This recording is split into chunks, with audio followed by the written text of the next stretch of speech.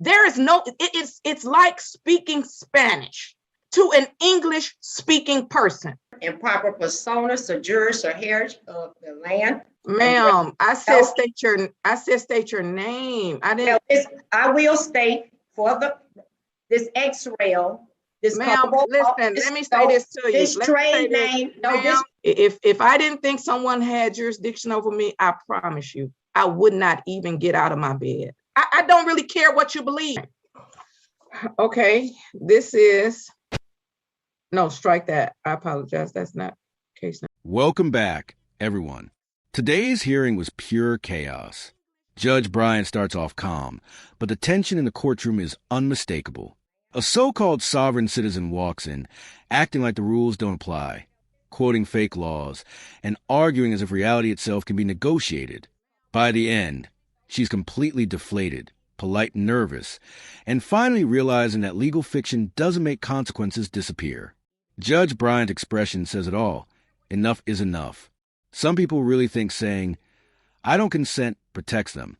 Spoiler, it doesn't. This is case number 17-461-2601, the people of the state of Michigan versus Bonita Ayana Sely. The defendant is charged with 1 count of assault or assault and battery. And today is the date set for an arraignment on a bench warrant. Appearances, please. Good morning, Your Honor. Christina Ritter on behalf of the people, P number 8350505. All right, ma'am, please unmute yourself.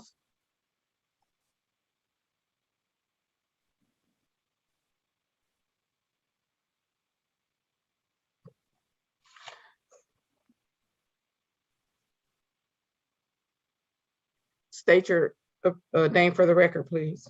Islam. I, self-law, am master. Improper persona, sojourners, or heritage of the land. Ma'am, I said state your name. I didn't. I will state for this X-rail. This, ma'am, listen, let me say this to you. This trade name, If you did not come to court, if you didn't come to court to participate in court, please don't come back to my courtroom. So I've muted you, so therefore we can't even hear what you're saying. So let me be clear. If you have not come to court, because let me just be clear. Okay, well, you have a great day. Have a great day. If I didn't think someone had jurisdiction over me, I promise you, I would not even get out of my bed. I promise you.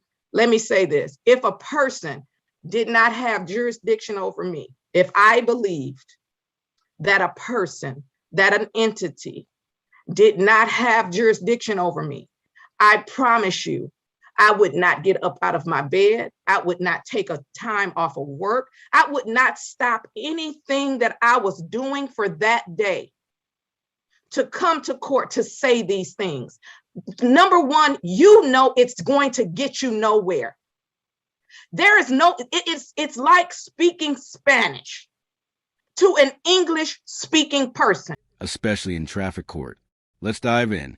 If you enjoy watching courtroom disasters unfold in real time, tap that like button.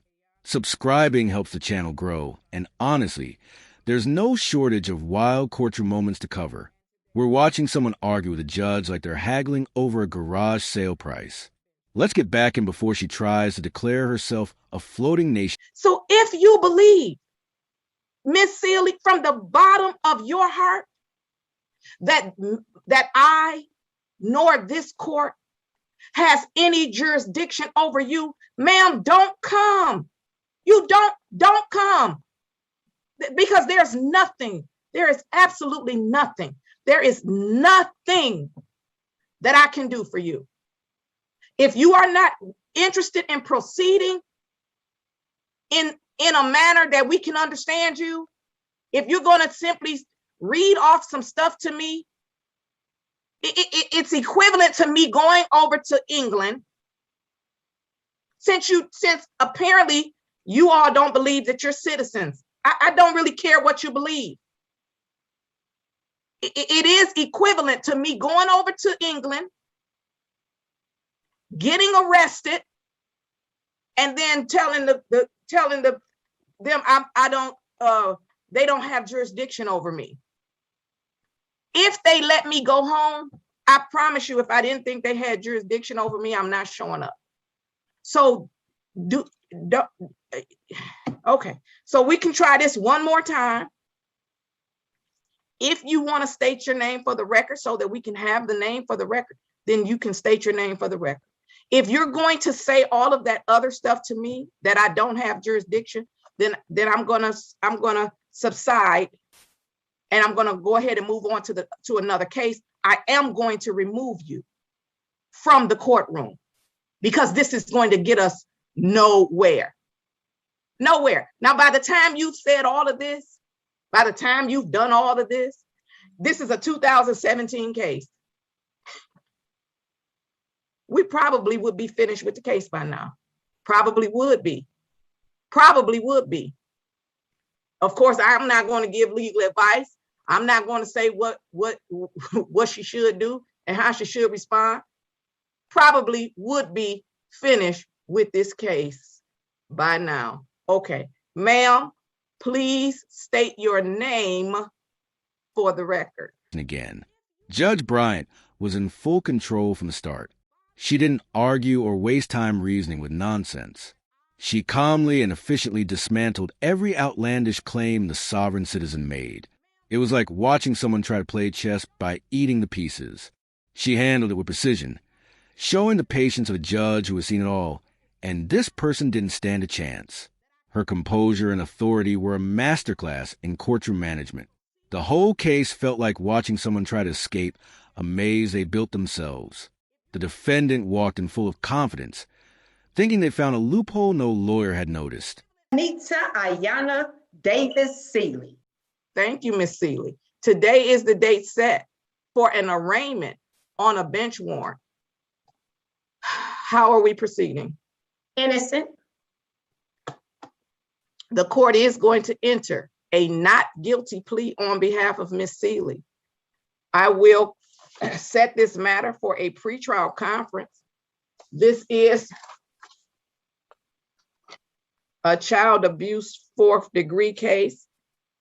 Strike that. Again, I keep looking down at your client, looking up at your client's case. This is an assault or assault and battery case. The court is going to set the matter for a pretrial conference. The complaining witness is required to appear. Failure of the complaining witness to appear will most likely result in the matter being dismissed. Probably could have already been dismissed. I don't know if you have contact with the complaining witness or not, Miss Ritter. However, the complaining witness is required to appear at the pretrial conference. Today is December the 6th. The court is going to set the matter for January the 6th.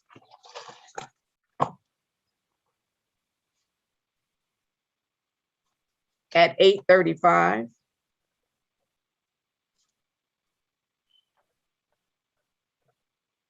I'm sorry, 8:25. That denotes the arraignment portion. 8:25.